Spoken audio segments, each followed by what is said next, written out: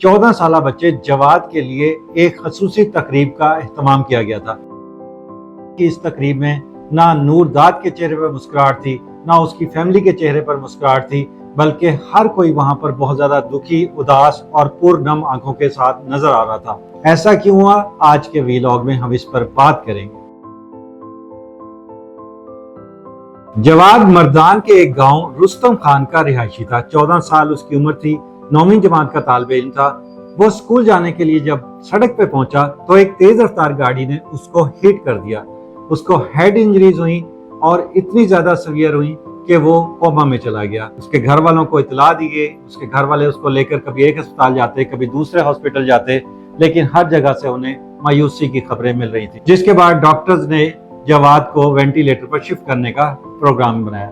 2-3 दिन रखने के बाद, क्योंकि जवाद के वालिद नूरदाद एक बहुत मामूली मजदूर हैं, आटे की चक्की चलाते हैं और उसी से अपना रोजगार पूरा करते हैं, तो वो इतना ज्यादा पैसे अफोर्ड नहीं कर पा रहे थे।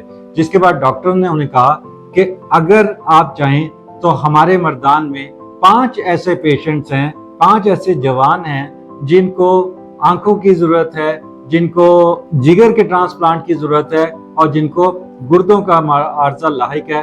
अगर आप दिल बड़ा करें, हौसला करें, तो आप अपने बच्चे के अज़ा हैं वो हमें डोनेट कर दें। अब किसी भी बाप के लिए जिसका बच्चा 14 साल का हो और जिसकी रूह भी अभी तक परवाज ना कर चुकी हो, किसी बाप के लिए फैसला करना कितना मुश्किल होगा। जब उसकी फैमिली ने, उसके चचा वगैरह ने, मामू ने उनके वालिद से बात डिस्कस की तो उसके वालिद ने बड़ा फैसला किया, तारीख का एक बड़ा फैसला किया कि उन्होंने कहा कि ठीक है, मैं अपने बच्चे के अज़ा इन लोगों को डोनेट करता हूँ। ये शायद पाकिस्तान की तारीख का 77 साल में पहला वाकया होगा कि 15 साल से कम उम्र के किसी बच्चे के अज़ा डोनेट किए गए।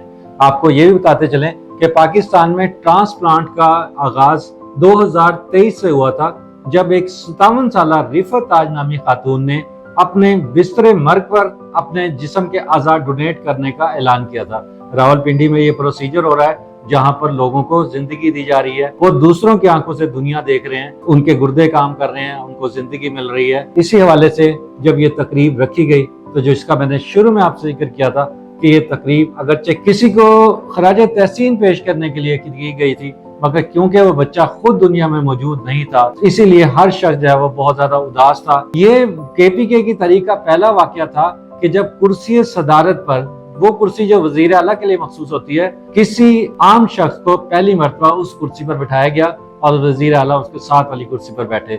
ये बहुत अच्छा फैसला है हुकूमत का, क्योंकि इस फैमिली ने एक बहुत बड़ा कारनामा किया, इसलिए उसको दूसरे एजाजात से भी नवाजा गया।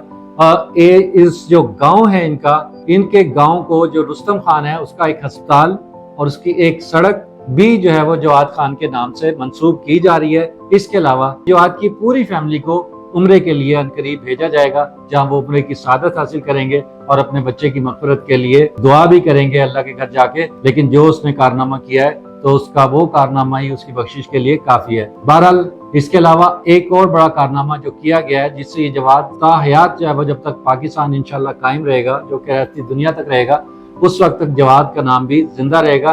हुकूमत KPK ने यह काम किया है कि जवाद का नाम एक किताब में, निसाब में जो है वो शामिल किया जाएगा, ताकि बच्चों को, बड़ों को, फैमिलीज को, पाकिस्तानियों को इससे मोटिवेशन मिले। क्योंकि ट्रांसप्लांट एक ऐसी चीज है कि लोग डर कर, खास तौर पे हमारे जो बुजुर्ग हैं, वो अपने जिस्म के अज़ा डोनेट नहीं करते, जिसकी वजह से कई नौजवान अपनी जिंदगी खो बैठते हैं। तो इससे उनको मोटिवेशन मिलेगी, क्योंकि ये नेकी का काम है, सदका जारिया है।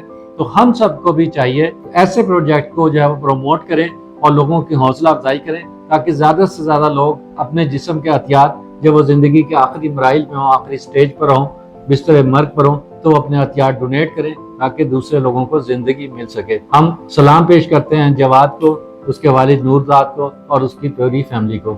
इसी के साथ अपने मेजबान मशकूर ज़ैदी को इजाज़त दीजिए। अल्लाह हाफ़िज़।